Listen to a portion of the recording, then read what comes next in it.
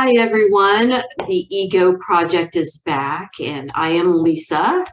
And I'm Christine. And together we are the Ego Project, as you all know by now. Yeah, hopefully, if you've seen the other videos. Today we are taking a deep dive into healthy repair in relationships and what that means, and how our wounded ego can help derail us a little bit when we're trying to fix relationships that either we've damaged, they've damaged, someone else has damaged, you've damaged it together. As relationships, they are so strong and they are so fragile, right? Relationships. So, so we're going to jump right in because I am very excited about this, Christine. I'm really interested in what this means and how it can empower me and others into, healing relationships that maybe need a little attention, and also avoiding. Yeah, absolutely. Absolutely. I mean, relationships can really, really flourish with appropriate repair, and we don't recognize the power it has in building healthy relationships, mostly because of our ego, right? Exactly. Especially that wounded ego, right? Exactly. 100%. Yeah. Okay. So we're going to go ahead and jump in. Pardon me. And I'm going to have a lot of questions. I have no doubt about it. And I'm just going to let you guide us through this, because I have to say, healthy repair is not something that we're hearing a lot. And it's not a phrase that we use. It's not in the vernacular. Right. But I think we need to make sure that it's out there and people can understand that they are not victims to relationships that maybe have gone awry and need some help. Yeah. Okay. I love that. Yeah. Okay, so I'm going to jump in with our very first question, which is always our clarifying question, which is, Christine, what is healthy repair in relationship dynamics? So healthy repair is, the acknowledgement of when you have harmed somebody with your words or actions. Okay, so it's really the acknowledgement of harm that you are responsible for. And it's so important because if you remember being a child, or if you've had children, when a child does something wrong, the parents typically right behind them saying, "Say I'm sorry." You hit your brother, say you're sorry, right? And so we kind of become conditioned to offering repair at the request of somebody else, right? And offering it without really processing it, right?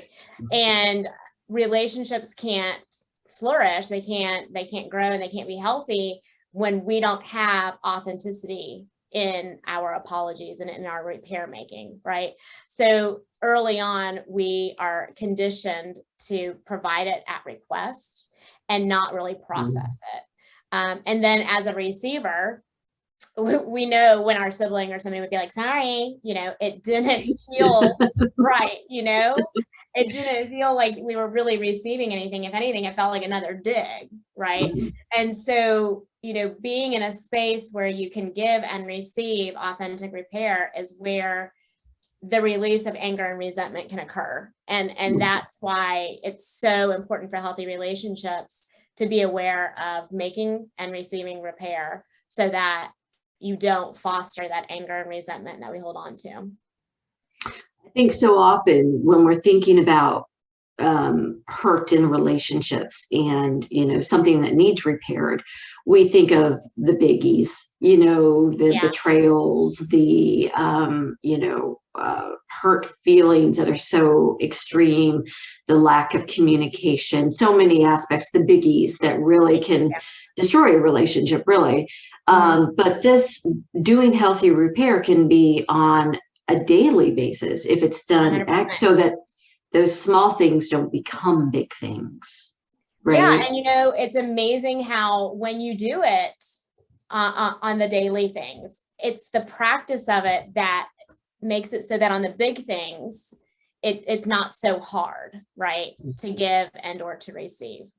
And so just the practice of it when it needs to be done is important so that you can continue to do that in a healthy way. Mm-hmm. Great. So I'm going to give you a scenario. Okay. And so we're going to do a little role play here. Yeah, a little role play. Okay, so okay, we're going to use you and I. Okay, because that's safe. Okay, right. And this is a purely hypothetical, I adore Cristine, we're good. If we've ever overstepped, we've addressed it. So yeah, we work on that. So, but let's go ahead and do a role play. And then we're going to do an authentic repair. Correct. Yeah. Okay. So Cristine, you have offended me in a way that I didn't know I could be offended. Okay. Okay. So, let's say that we went out and, we went out to, and have a conversation and have some coffee. And a friend of ours came up and actually a friend of yours came up. And, even though we were together, you turned away from me, started talking to this person, excluded me from the conversation, and to the point where I just got up and left, and you didn't even acknowledge that I left. Dang. Oh yeah, that was awful, Cristine. That was bad. Yeah, it was bad. Yeah. You would never do that. I know. But if you did, so we're going to repair this. Right. So repair, the formula for repair is really that we acknowledge what we did, right? We acknowledge how it harmed somebody. We express how we are going to try to do better. And then we ask if they forgive us, right? So that would look like, hey, Lisa, I'm so glad you took my phone call after I was so rude to you yesterday. I want to tell you how sorry I am that I did not introduce you and include you in the conversation like I should have. I'm sure that made you feel really, unimportant and probably a little rejected. And that was super unkind of me to do and not very thoughtful. In the future, I want to be really mindful of including you and making you feel like you're important to me. And I'm going to work on that so that you can trust me again and being in that space with me. Do you forgive me, or, do you need more time to think about it? Of course I forgive you. I care very much for you. I'm just curious why you would do that. I think what was going on was that I was super excited to see that friend because I have not seen that friend in a long time. And I really wanted her all to myself. And you're so wise and you have such great conversation that I was a little protective that if I brought you in, you guys would connect and I would feel kind of left out. But in doing that, I ended up kind of hurting you, and that's not something I'm okay doing. So I think that's why I did it. And it wasn't a very kind decision. And I really am sorry for that. Well, thank you. I know it took a lot of courage to reach out and to share that and to be vulnerable with me. So definitely, I forgive you. I might be a little withdrawn for a while I heal this, but, I care very much for you and our friendship, and, and I know that you would never intentionally hurt me. So thank you. Thank you. And scene. That was so great, and and so vulnerable. And please know that was a purely hypothetical situation, but it is one that has happened to me, where as an adult, and I walked away going, I was just mean girled. I was just like, and I was like, oh, I didn't know that happened outside middle school. Right? Yeah. No. But we can regress real quick. Exactly. And in that type of situation, and I will have to say, the repair and the friendship was not done. And the friendship is now over because there was no acknowledgement from the person of how they had behaved toward me. And I thought, well, I'll just go ahead and believe them, that's how they see me and that's how they're going to navigate the world. So I'm going to remove myself and set a healthy boundary there, because that didn't feel good. Now, that doesn't mean that if they reached out in a gracious way that you just did, in that hypothetical situation, that I wouldn't respond. So where is that? So, I was the one in that scenario who was wounded. I did nothing other than just sit there. I didn't invite it. I didn't say anything, right? So, and in that scenario, so what do you see that with maybe internalizers and externalizers, and just in people and, everyone in general? Do you find people who try to fix something they didn't break? Like, I'm going to let you talk to that, because I mean, this is a very vast, topic, but I'm curious about this. Yeah. Yeah. So, sometimes we are harmed and we do deserve repair to be done to us, and somebody's not going to offer it, right? So internalizers tend to be the ones that will sit with that and kind of be like, well, maybe I can get, maybe if I'm more like this, or if I, try to be more like that, then I'll get them to recognize that they harm me and that they're going to offer repair, or I'll get them to not do that behavior anymore or say those things anymore, right? So I'll change this about me so that I can get the desired result that I want. That creates codependency, right? Because we're changing something about what we think, feel, and do in order to get a response that we want from somebody else, right? So internalizers tend to develop some codependency traits in trying to get that repair or trying to get that changed behavior. Now, externalizers will be the, well, what's wrong? Oh, nothing, right? So they're going to be the ones that externally are doing things to elicit what it is that they're wanting or elicit that repair.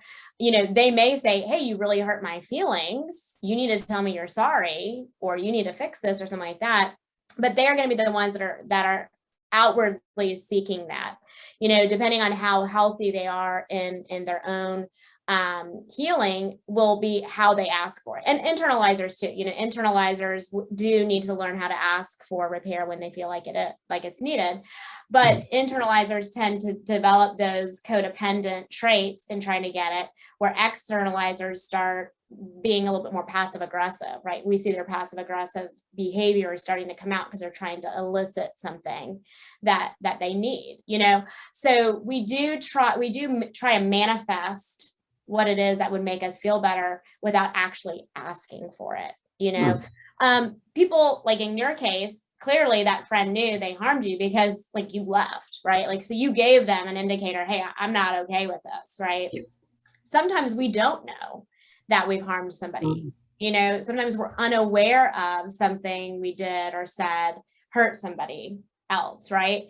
I mean, we can probably, if we're perceptive of other people, we can pick up on it, but sometimes we're not, or we may have been experiencing our own stuff that we didn't have the space or the energy to really recognize what other people were experiencing. And so when we don't recognize it, it's okay for somebody to initiate a repair to be done, but we need to do it in a healthy way, not by creating codependent behaviors or by being passive aggressive. As we're talking about this, I was thinking, wow, my MO is definitely, as an internalizer, to try to fix things I didn't break. That's a big thing that I do. Oh, you hurt my feelings. Now I'm going to help you. I'm going to help you emotionally process you hurting my feelings. I'm going to do the work for you. Yes, I am an emotional manager. Okay, and that's, I'm taking that off my resume. Yes, no longer serves you. No. But I, when the scenario occurred, I, asked for more information when the person reached out, and they just kind of blew it off, and I thought, okay, I'm just going to let this go. And I think the reason that I did let it go is because I saw that there was a pattern of behavior Correct. Yeah. with this person, not just toward me, but toward others. Mm-hmm. And I had in the past hurried, to remedy the situation. Yeah.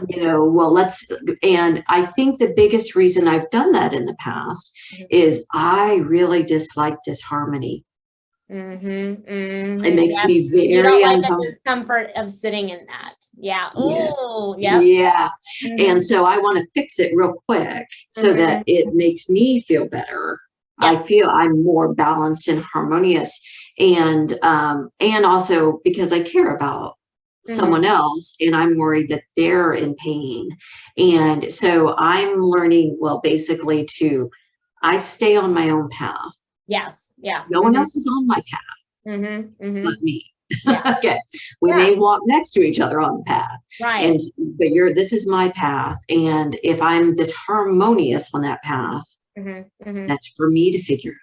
Correct. Yeah. So that's a great point, is when we take the opportunity away from somebody to be able to offer that repair that they need to do, we're stunting the relationship from being able to grow and become more authentic, right? We're actually, we're creating space for there to be more difficulties along the way, because that's not ours to carry, that's not ours to own. And we have to sit in discomfort, that's part of our own growing, our own healing work that we have to do, is we have to sit in the discomfort of disharmony, right?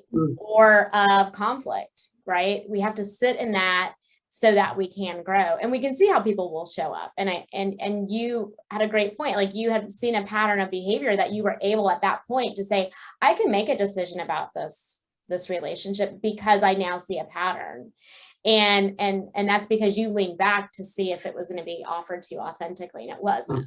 And so you're like, oh no, it wasn't. No, it was, and that's okay. Really, once again, like we talked about, in our last video about boundaries, for me, it very much is, okay, I will give my time and attention to people who can meet me on the same vibration, if you will, with the same values. And that's okay. I don't wish harm on anyone. I release them with, love and light, but now we move forward. And, but that doesn't mean that maybe our paths won't cross again. Right, and we'll have another opportunity to do some healthy repair.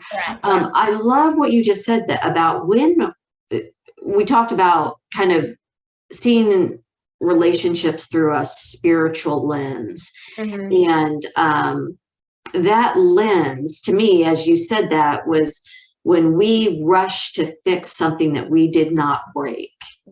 And we are interrupting someone else's karma.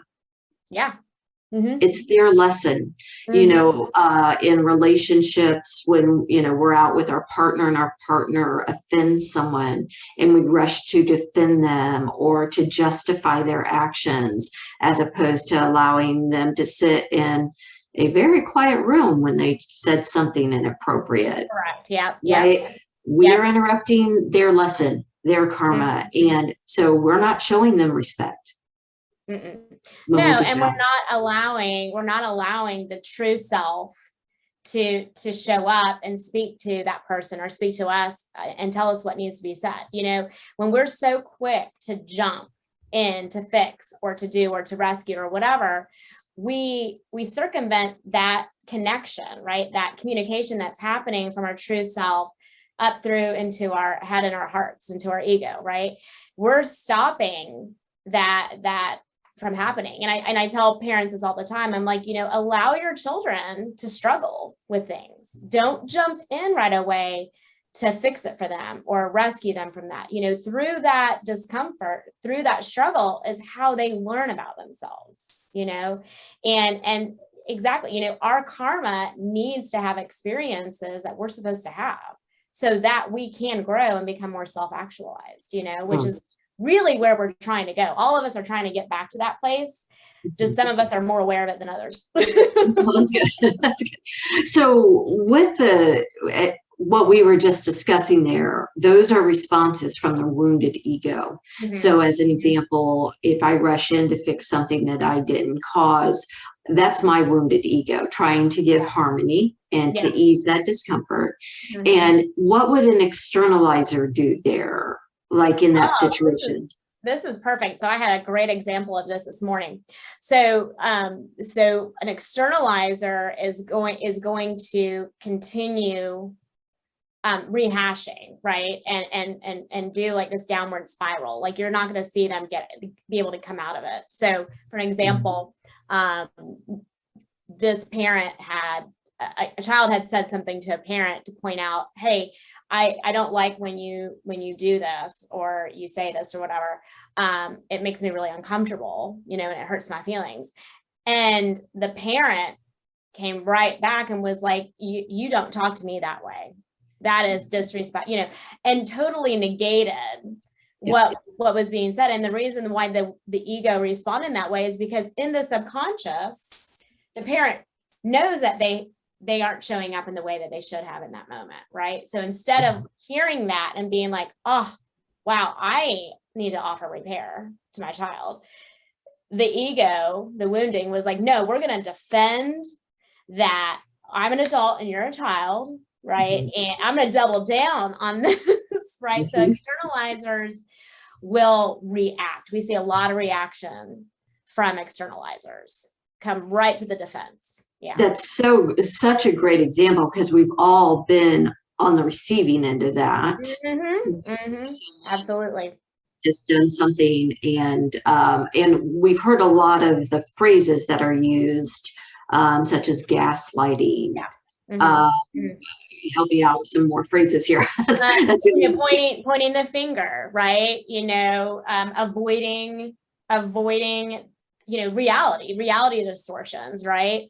You know, again, you know, there are those, you know, tendencies for some people that use very manipulative tactics in those situations because they are so uncomfortable with discomfort and with acknowledging, you know, that they've harmed somebody, right? So yeah, that's how an externalizer responds to something being brought to their attention. That's so important because we're, you know, when we're in a relationship, there's you, the other person, and then the relationship. Exactly. Yep. Right. It's a whole different entity of itself. Yeah. Yeah. And I think that's so important.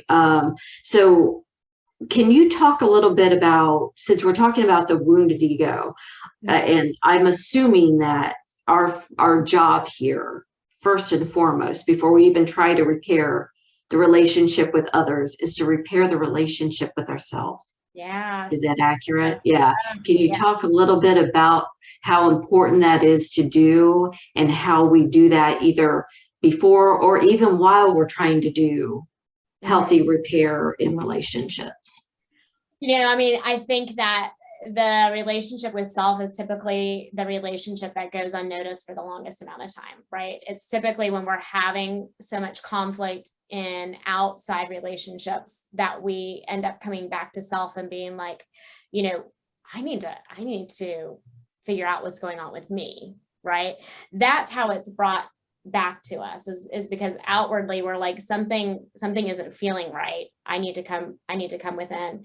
And, you know, honestly, you know, repair with self is about going back and seeing your true self, right? Being able to get back in touch with that, you know, that self that was without wounding, right? You know, that was unaware of the outside world and what it was going to project on it. We have to go back to that self and just acknowledge him, her, she, them, whatever. And acknowledge, like, I have not seen you. I have not attended to you in the way that I needed to. And I'm going to do things differently now. I'm going to be checking in with you more often. And having that relationship with your true self is a very organic process. There's no specific way you have to do it. When you feel it, when you notice, okay, I'm in touch with my true self again. But it's something you have to foster constantly. You know, it's just like any other relationship. you have to invest in it, but even more so because it's the first relationship we're so accustomed to ignoring, as we move through life. So yeah. It's funny. Recently, a friend sent me a message, was like, how are you doing today? I was like, I don't know. I feel a little off. I said, I just keep hurting my own feelings. Like, all day I was just like offending myself. You're like, why am I so mean to me today? That's right. I'm like, what have I done to me? Yes. But I also thought, well, that's so important, right? Because we are so always looking externally. It's like, what's going on inside of you? And does it feel good? Does it, are you enjoying your own company? Are you being critical toward yourself? Because so often none of this is happening around. I mean, I'm a contractor and I work with myself. Yes. Primarily. It's like there's not a whole lot of, things distractions, right? Exactly. You're like, oh, I'm gonna go meet me at the water cooler. If I have a bad day, it's usually because I created it. Correct, right? Really, right. Yeah. Yeah, and I think that's, we live in two worlds, right? We live in the outside world, which is what we're experiencing with others and what we're doing, right? And then we have the spiritual, the unseen world, right? Where we're constantly in communication with self, but we're not very conscious of the conversation, and that's where we can continue to wound ourselves, and, just subconsciously is what are the conversations that I'm having with myself? Are they healthy? Are they happy? Are they whole? Or are they the rehashing of a narrative that's not true? So coming back to self and really being conscious of how you're speaking to yourself and how you're treating yourself is really a layer that we have to be aware of when we're navigating through relationships and recognizing where things are harmful. Okay. With that role play that we did earlier, let's do that again, but let's approach it from a wounded ego. Okay. You want to do that? Yeah, let's do that, because I think that might be good for our viewers to kind of see that in action. And I think we can do it. I think so. And so, because the second part of that question I asked is, how do we do that work? Right. With it, right? When we're trying to do healthy repair, yet we haven't done our own ego healing. Yeah. So let's go ahead and do that. So same scenario, we're in a situation, we're having coffee and someone comes over, and now we're a triad, and one person gets excluded. I get excluded. So I'm going to call you. Okay, perfect. Oh, yeah. Okay. Because we know I'm not reaching out with my wounded ego. Exactly. I don't know what your problem is. Okay. Okay. Here we go. So, Cristine, I've been very uncomfortable and very upset for the past week, and you know why? No, I don't. I can't believe you're doing this again. Okay, you always do this. What are you talking about? You're acting crazy. I don't even know what you're talking about. Okay, well, I'm just going to tell you. So the way that you treated me the other day when your friend showed up, when we were having coffee, you just completely acted like I wasn't even there. And you didn't even notice that I left. I just got up and left. And you always do that. Ever since I've known you, when something shiny comes along, you're always more interested in that. You always act like there's always someone more interesting to talk to. And I'm just fed up with it. I'm sick of it.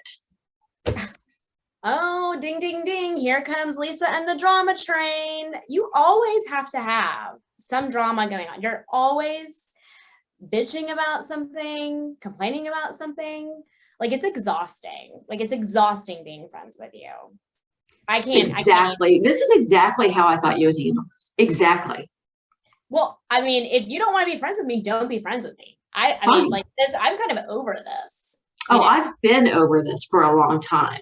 I've been over it for a very long time. You're so over it, you called me to talk about it instead of just not like. Just hey, I gave you a chance to fix it. I gave you a chance. Yeah. Well, you know what? Everyone thinks this about you. Well, I won't even tell you what everyone thinks about you. I bet. I don't care what anybody thinks about me. That's why you had to like pull out all the stops with your new friend. Yeah, whatever, Lisa. I'm done talking. Bye. Bye. Okay. Oh, that was almost a little too good. I'm a little uncomfortable. I know. I'm starting to sweat a little. I'm like, this is a little familiar to me. We're never. I went to that role, really. I am so sorry. I will never talk to you like that. I'm so uncomfortable right now. Oh my goodness. Okay. I don't know if this is good air. I don't know. Okay, I don't know. Cares, right? Okay, I truly all hypothetical. That never happened. No, I would never treat you that way ever. I would never. Okay. Wow. I think that was very valuable. And I think, for, to kind of see it in action, because we've all been in a scenario where we don't bring our best selves and our wounded ego shows up and shows us what needs to be healed. So I'm going to let you talk to that situation while I recenter myself. Okay. Well, I mean, I'm sure you feel that energetic exchange, like in the authentic repair, there was almost like a pause, right? There was almost like this space. And it felt just kind of really neutral, right? In that scenario, it felt really staticky, like there wasn't any space. It was just a spiral, right? And you can even hear that nothing was ever addressed. Nothing was actually discussed.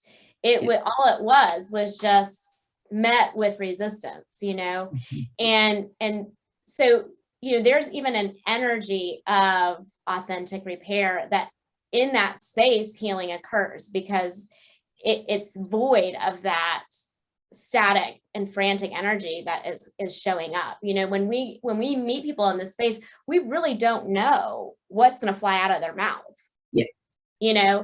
But when somebody shows up to offer repair, we automatically kind of get neutralized, right? It feels safe when somebody starts with, hey, I really need to talk to you because I owe you a huge apology.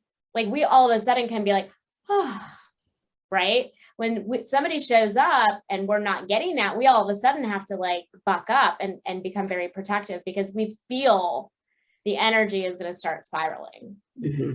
Yeah. And, I was, language is so important, as we know, and the words that we use. And I intentionally started throwing out the always. Oh, everyone. It's like, I don't always do anything. Yeah. Exactly. Okay. Yeah.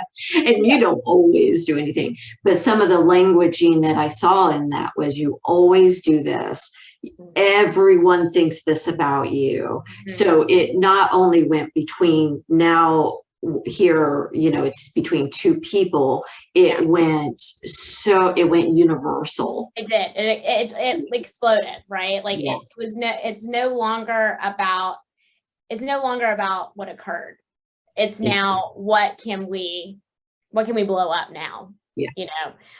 And we do use that. We do go to very extreme language when we become very defensive, right? Because there is a part of us subconsciously that is trying to convince ourselves, right? We know that what we're saying isn't right. It's not kind. It's not respectful, right?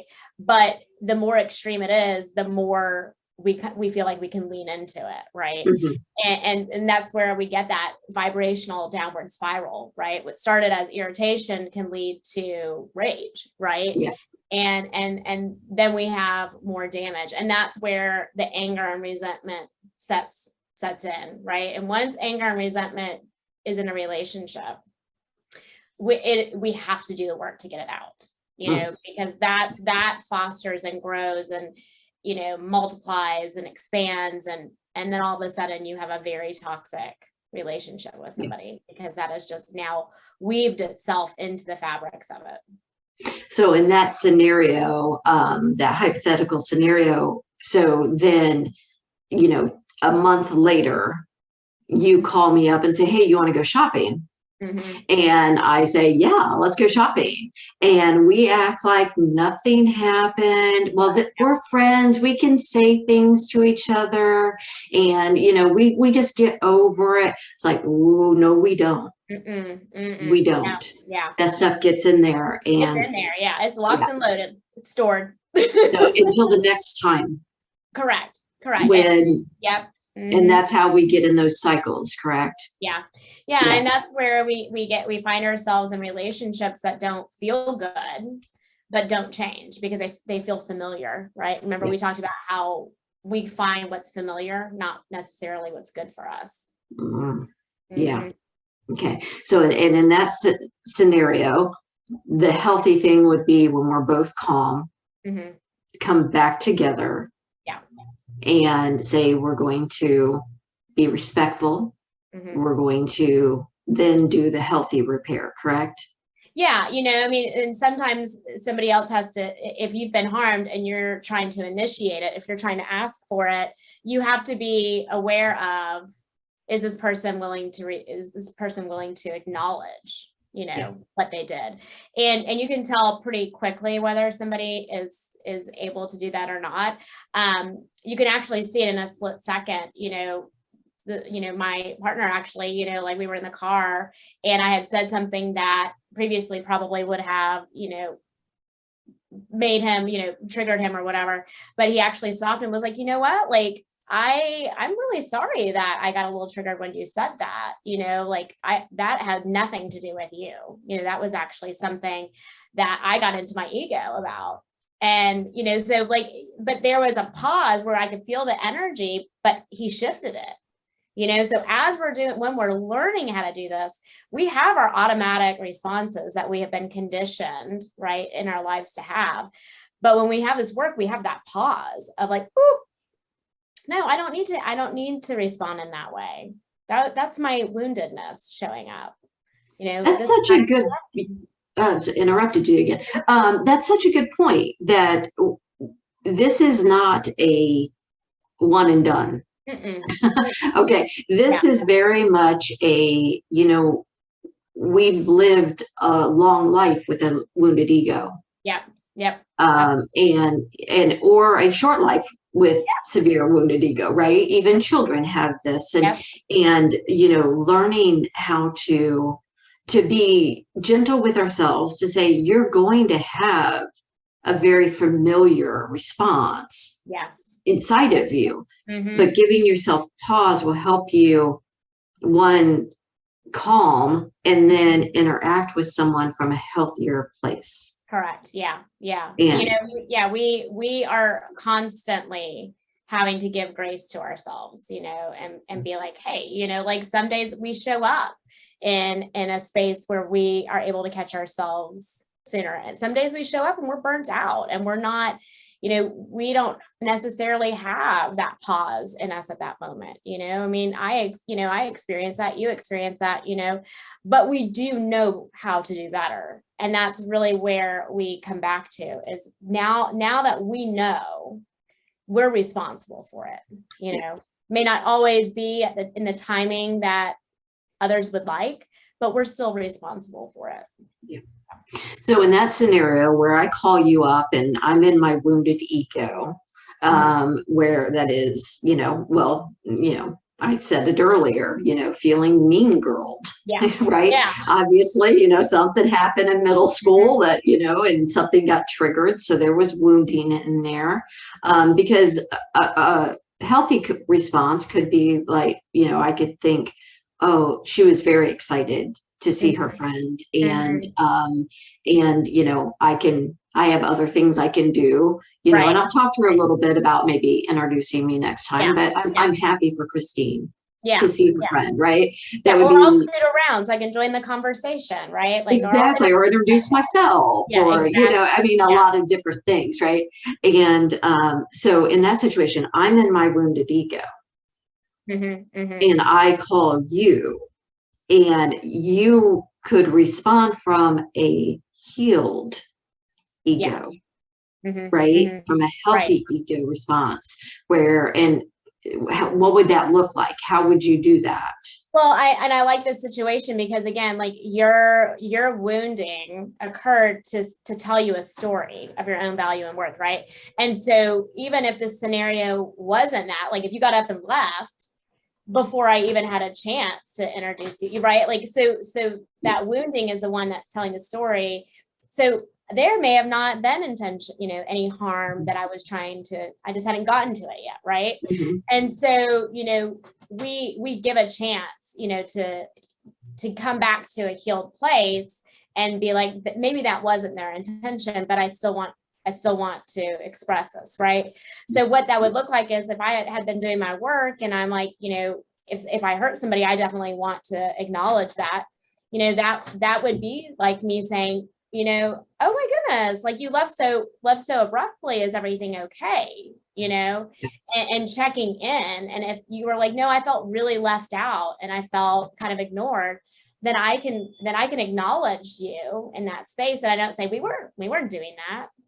Yeah. I can say, I am so sorry if you felt that way. That was not my intention. I really wanted to introduce you. I think you guys would be great friends, you know? So, you know, we acknowledge that somebody feels a certain way. Even if we don't agree with it and that wasn't our intention, we still acknowledge that feeling.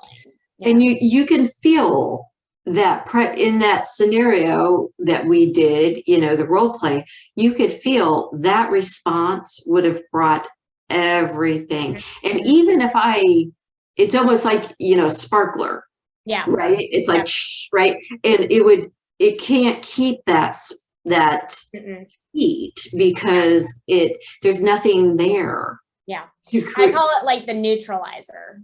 Yeah. You know, when two people come together, they're bringing some kind of energy with them, right? Yeah. And especially if there's been conflict, right? We're bringing some kind of energy to it, right?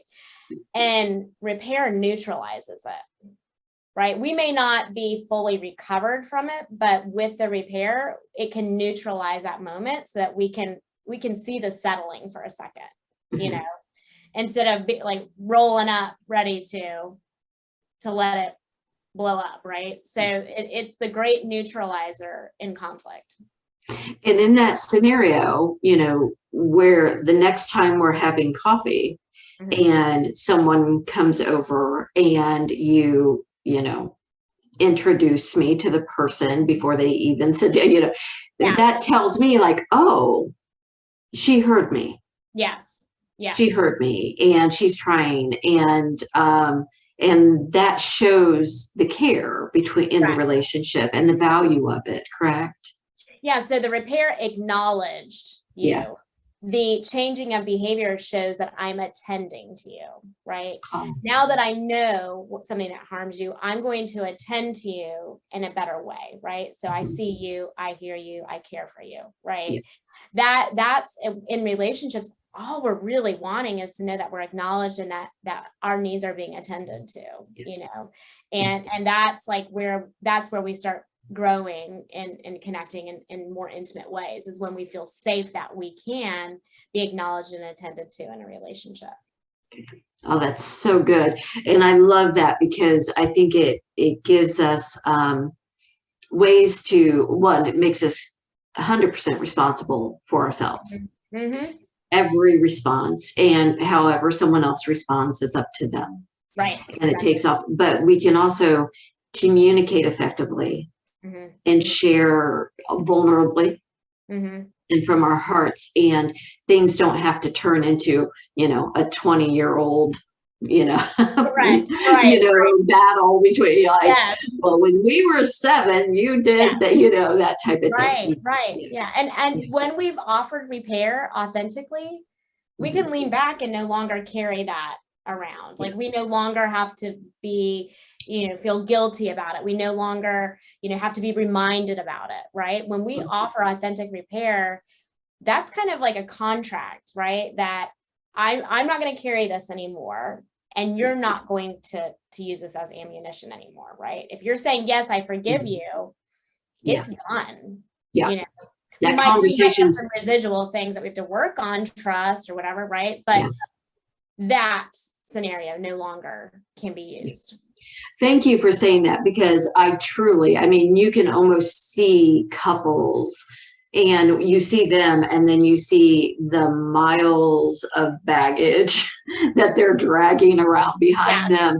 And you're like, oh, you can release that. And those relationships feel heavy. Even I can't be in them feels very heavy, but also to the people around them, it feels heavy because there are landmines all around that they don't know where they can step. And I think that's where resentment starts to grow, contempt. Yes. Yeah, that's what they're carrying, like when we are on this trip, we are only supposed to have our personal item and our carry-on. That's all we're supposed to have, right? We don't need all that other stuff, right? It doesn't matter how long, right? So when you see relationships that you can just see the layers of resentment and anger and contempt and regret, and I mean, you get just like this downward vibration, you can feel that, and that was never meant to be theirs. We're supposed to be lighter in relationships, and that's how we get there, is by showing up ready to give and receive repair. That's so good. Now I'm going to have to ask, because this scenario had our role play was two people trying to communicate, even though it was clumsy and had a lot of toxicity in it. They're still trying. Communication was still being activated, right? And so there was energy flowing there. So there are some things that happen in our lives and we never get an apology for them. We've been really wounded, traumatized. Someone has, maybe they've passed before we could fix the situation. So, there's no one there directly. Maybe they've cut contact, ghosted you, a lot of different scenarios. So I'm going to let you talk about what that looks like. How do we heal when we don't get an apology and healthier repair? Yeah. And I wish I could say, oh, you can do it yourself, but you can't. Right. I mean, that's the beauty of how we're designed, and how, relationships are so important, and we have to be very conscientious of them, is because when we don't get that repair, that person is gone or they've passed or whatever, we don't have this like surrogate for it. Like we don't have this other option for it. Right. So that wounding has a harder time. It's like another layer that we have to work through in getting back to healing. So, for ourselves, in our relationships, we should be so mindful of opportunities where we need to make repair, because without it, that's a layer that we're giving to somebody that they don't get to undo it without work. Right. So we're really putting things on people that they have to carry with them, and then the same way, if we don't get it ourselves, we have to be aware that I have to do some work around this. I don't get to just say, well, that's all right. Zen, I'm perfect. No, it's a layer that we have to work through, and that's that ego work, right? Is what about that situation? What did I start telling myself in that situation? So in your situation, because there was wounding already there, you're probably thinking something like, nobody, I'm never included. I'm not fun to be around. People don't want to be my friends. We start going into that extreme conversation internally, right? And so we have to be very aware of what is the wounding saying to me? That is not true, right? That is a false narrative. Let me be mindful of it, and let me do the work to go back to true self, to remind myself who I really am, right? And so that's the layer of work we have to do when we don't get that repair. Would you encourage people, a scenario? I mean, one, I'm not going to put a hierarchy on wounding. Something that wouldn't even affect, maybe, taking you as an example, affect you, could, based on my early life wounding, be so extreme, right, that it is, very painful and may take a lot of processing to heal it. So I'm not even going to hierarchy so would you say that if someone feels very wounded and is very hurt, that reaching out to a trusted friend, a therapist, someone, a spiritual advisor, to help them process through it, would you find that would be the most valuable thing that they could do? Yeah, I mean, and I think this is something that, especially when people pass without getting repair from them, it's really important to work with somebody to recognize what it is that needs to heal from that wounding of them, right? Because that will go back to what are those false beliefs about self, right? So it is really important to work with somebody who understands what that is, because unless you have somebody really kind of, in this series is a great support for that too. So you're aware of, hey, I didn't get this from them. I hate that I never got that. It makes me angry at them. I have resentment towards so-and-so for never saying, that you were sorry about X, Y, and Z, and I'll never get it. You have to go find out what is the healing that has to occur with your ego in order to heal. Because that's really what it comes back to, is something they dug in to something in your subconscious that you believe that's not true. Yeah. So as an example, let's say you were in a relationship and the relationship ended, and the relationship ended because the person ghosted you. Right. Stopped communicating, stopped responding to texts, or, in any manner. They just completely ghosted you. And for those of you who don't know what ghosting is, it's when you have an established relationship and all of a sudden the person stops communicating with you. And there was no ending to it. There's no discussion. There was no, you're just going along and you're thinking, oh, this is my friend. And all of a sudden there's no friend. So, right, they're gone. Right. Or phantom, it's also called phantom, a phantom friend, that type of thing. So in that scenario where they've now ghosted you, would you advise the person do they need to have closure? I mean, the closure word, do they need closure with that person, or do they need closure with themselves? I always say, listen, we offer repair, we seek repair when it's in our best interest, right?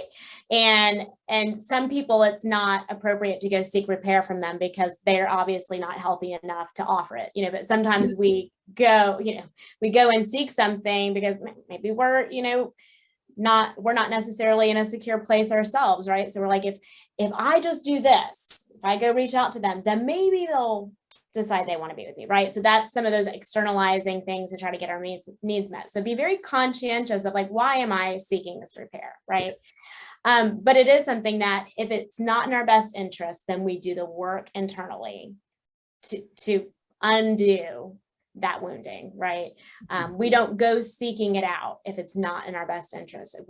If we're not assured that we're going to get a healthy response from that, right? Because then that's just externalizing, or we're doing some codependent traits. Yeah. I'm pretty sure if someone ghosts you, there's not a lot of healthy healing on the other side of that. They're not offering repair. Yeah, they're not going to give you that. They're not on the other line waiting to apologize to you. No, they're not like, well, I really hope this person comes to me so I can own up to all of my stuff. Obviously there's a lot of armor already in place to protect that wounded ego. Yeah. Okay. But you know what? We do it, right? We do things like that because we're conditioned to, if I do this, then I'll get it, right? And that's where we have to be really mindful of, are we going to a dry well to get water? That's so good. Yeah. And I love that you brought up codependency, because we're going to be talking about codependency, and that's coming up in the videos. And I think it's going to clarify what codependency is for a lot of people. A lot of people don't understand it. Yeah. They do not understand it. And they don't understand, when you are codependent, you are in charge of healing that yourself. Correct. Yep. So important. I mean, all of this is healing yourself, right? But I love this healthy repair, because it is like we said earlier, we have you, me, the relationship. And the relationship needs attention in the same way we individually need attention. And, doing healthy repair on a daily basis, when small things are, show up, that means we can heal the big things a little easier, because we're already learning that skill and learning how to communicate effectively. And the ego healing has already begun. Yes, the ego healing has already begun. Yep, absolutely. That's lovely. Is there anything else that you want to add about healthy repair in relationship?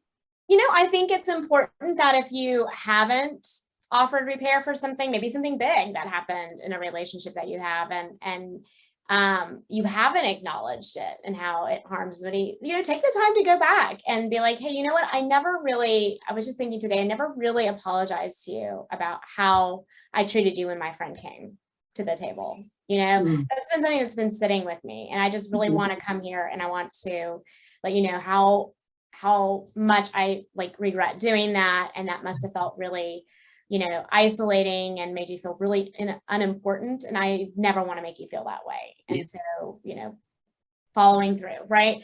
So I think if you're sitting with something that you feel like you need to offer repair for from the past, as long as it's in your best interest, right?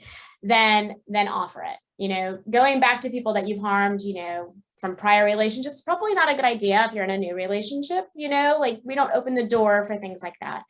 But in your relationships currently, if you feel like you need to offer repair from something in the past, it's a good time to do that. Thank you for saying that, because I do that. I actually did it last week. I said something and with some friends and inadvertently offended one of their children, and I didn't know this, situation. And I gave myself 24 hours. Because the conversation continued. It would have been inappropriate to stop it. And I thought, no, tomorrow, if I'm still feeling uncomfortable and feeling like, what I said, because I wanted to make sure that I wasn't doing, that internalizer, I'm going to fix something. That's not working. And I did. I called her up and I said, I just been reflecting on this, and I just want to offer an apology. And she was so gracious. And she's like, oh, I didn't even think anything about it. And she's like, you're amazing, and blah, blah. And I was like, thank you, but I just want to let you know that I value our relationship, and I would never intentionally, want to offend your child and or anyone for that matter. And then we went on and talked about other things, and everything is good. And, if there's more that she would like to talk to about it, I'm open, but I don't think we need to. And, it's that easy. Now I could carry that and then start walking on eggshells, or avoid her, or start to try to justify within my actions. Yes. I'm human, and it wasn't intentional, but it still needed to be acknowledged, because I could tell, and she even said, oh, this is something that my child really respects. And I was like, okay, so would not have known that if she hadn't said that. And she could have carried that. Exactly. And that's what repair does. It lets us kind of dust our hands off and move on, Oh, so good. Well, I am so excited to talk about, more ego wounding and healing and all that good stuff. We hope that this was beneficial to our viewers. The feedback that we're getting on the videos has been very positive. And so thank you for being so vulnerable with us and sending us, how this is, impacting your lives, and offering you different ways of viewing things, and healing that wounded aspects of yourself. And I think if you don't have anything else to add, Cristine, I will see you next time. Absolutely. I can't wait. All right. Bye-bye. Bye.